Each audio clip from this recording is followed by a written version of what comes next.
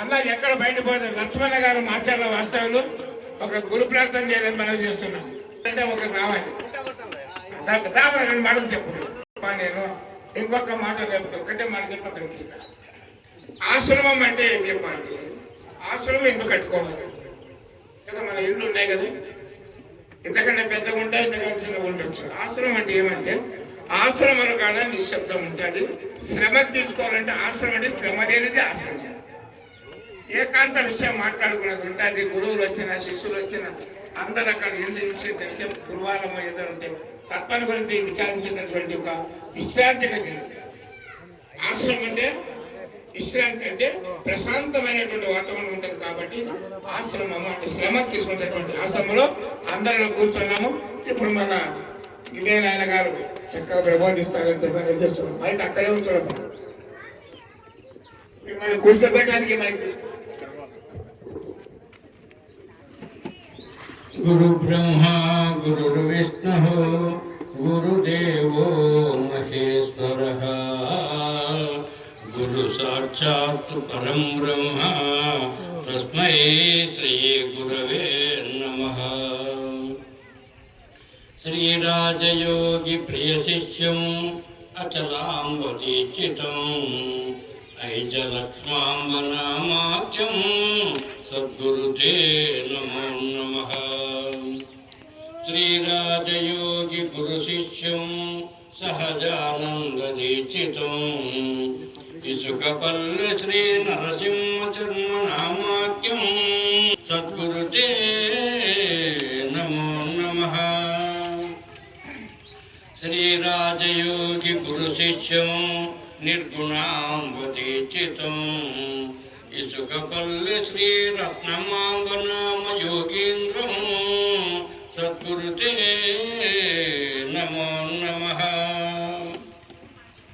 అస్మద్గురు సమారంభం కృష్ణ సాందీపమధ్యమం శ్రీ మహావిష్ణు పర్యంతం వందే గురు పరంపరం.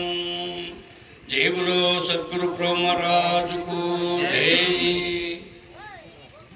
ఈ గుడిమదొడ్డి ఆశ్రమం అధిష్టాన దేవత అయినటువంటి మా చిన్ననాటి గురువులు, ఆయన కూడా మా గురువుతో సమానమైనటువంటి వారు.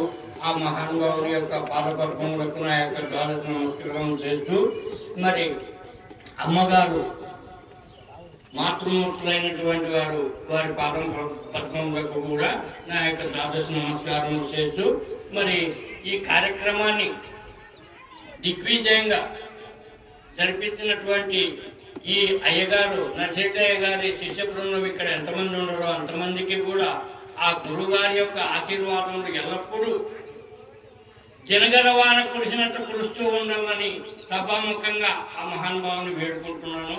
మరి ఇటువంటి కార్యములు ఇంకా ఇంకా ఎన్నో ఎన్నో దిగ్విజయంగా చేయాలని, ఆ చేసేదానికి తనమనతనమైన ఆ గురుపుత్రులైనటువంటి వాళ్ళకి అందియాలని ఆ గురుగారికి నమస్సుమాంజలు అర్పిస్తూ, అగత్యానంత దేవేశ భోగమోర్చ ప్రదాయక నాకేశ ముఖలోకేశ వందితాంగ్రిద్వయాంబుజ.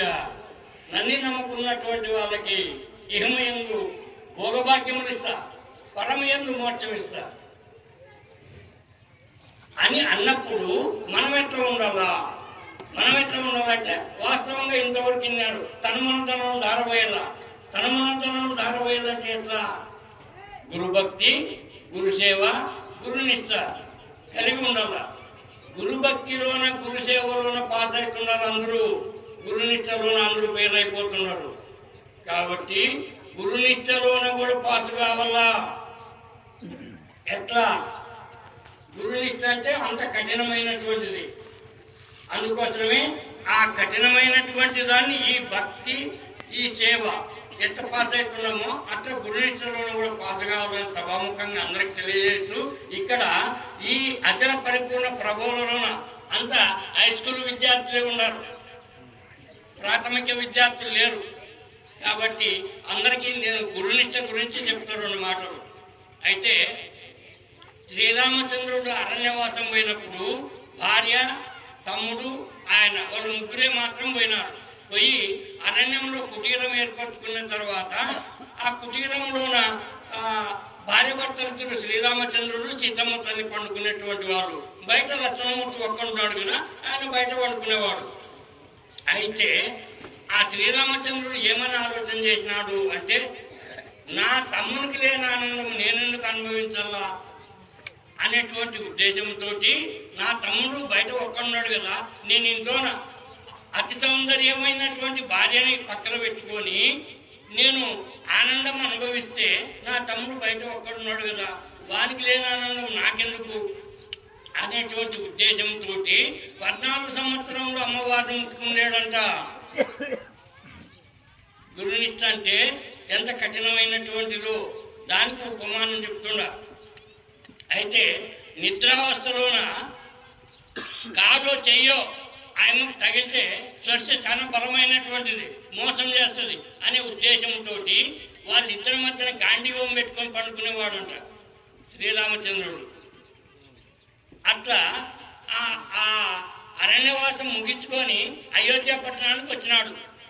వచ్చిన తర్వాత ఆ పుర ప్రజలందరూ మా అయ్యగారు ఈనాటికి వచ్చే కదా అంటున్నాని అతి సంబరంతో ఆ పట్టణం అంతా అలంకారం చేసుకొని వాళ్ళ అలంకారం చేసుకొని ఒక ఏనుగుని తెప్పించి ఆ ఏనుగు మీద శ్రీరామచంద్రుని సీతమ్మ తల్లిని కూర్చోబెట్టి ఊరేగింపు వస్తున్నాడు. భజనలు మేళతాళాలతో వస్తున్నాడు. ఆ దశరథ మహారాజు యొక్క సమకాలికులు వచ్చి, అయ్యా శ్రీరామచంద్రుడు ముందర కూర్చున్నాడు కాబట్టి అతను ఒక్కడే కనపడుతున్నాడు, మాకు అమ్మవారు కనపడడం లేదు కాబట్టి అమ్మవారికి ఇంకొక ఏనుగుని తెప్పించి 2 ఏనుగుల మీద ఇద్దరిని తీసుకొని వచ్చి అందరూ పిల్లలు అందరూ చూసి సంతోషపడతారు కదా అనే ఉద్దేశంతో మళ్ళా ఇంకొక ఏనుగుని తెప్పించి ఆ ఏనుగుకి సింగారం చేసి ఆ ఏనుగు మీద సీతమ్మ తల్లిని ఎక్కించుకొని ఊరేగింపు అడుగు ముందరికేస్తున్నాడు. అడుగు ముందరికేసే సమయంలోన శ్రీరామచంద్రుని యొక్క ముఖంలోన పున్నమనాటి చంద్రునికి 16 కళలు ఎట్లా ఉండవో అటువంటి కళలతో ఉన్నాడంట ఆ మహానుభావుడు. ఎందుకు ఈనాటికి నేను అందరిని కలుసుకుంటుంది కదా అని సంతోషం పట్టి ఉప్పొంగుతుంది ఆయన ముఖంలో. ఇంకా చిన్నగా ఏనుగు ఒక్కొక్క అడుగు ముందరికేస్తుంటే ఆయన ముఖంలోన ఒక్కొక్క కళ తక్కుకుండా పోతుందట. రాజకచేకాటి వేతల కళ ఆయన ముఖంలో ఉన్నటువంటి 16 కళల్లో ఒక కళ కూడా లేకుండా పోయింది.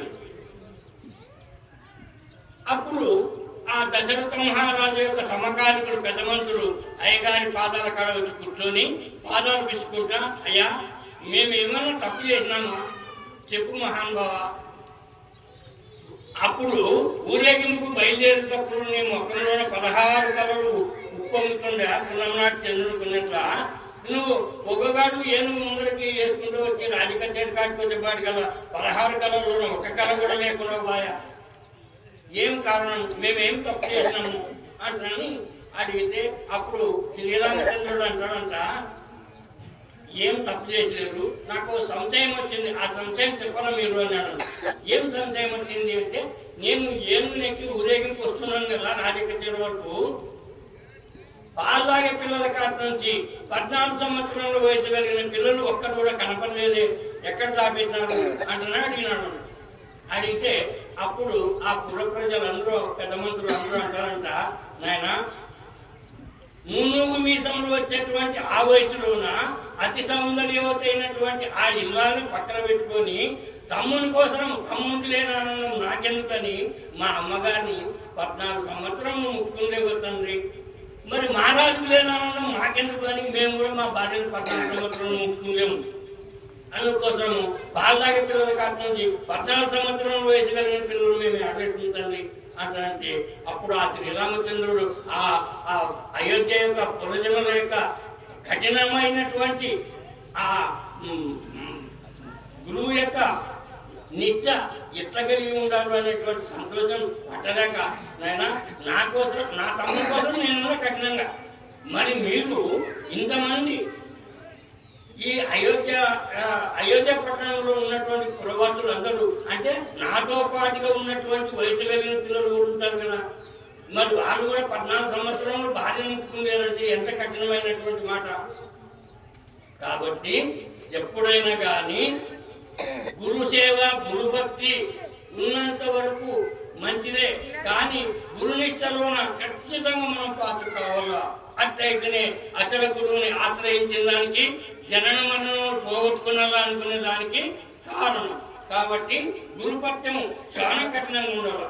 అట్లా ఉంటేనే మనము ఎప్పుడైనా కానీ జన్మరాహిత్యం చేసుకోగలము అని సభాముఖంగా అందరికి తెలియజేస్తూ ఇంతటితో నా ఉపన్యాసము విరమించుకుంటాను. జై గురు సద్గురు బ్రహ్మరాజుకు.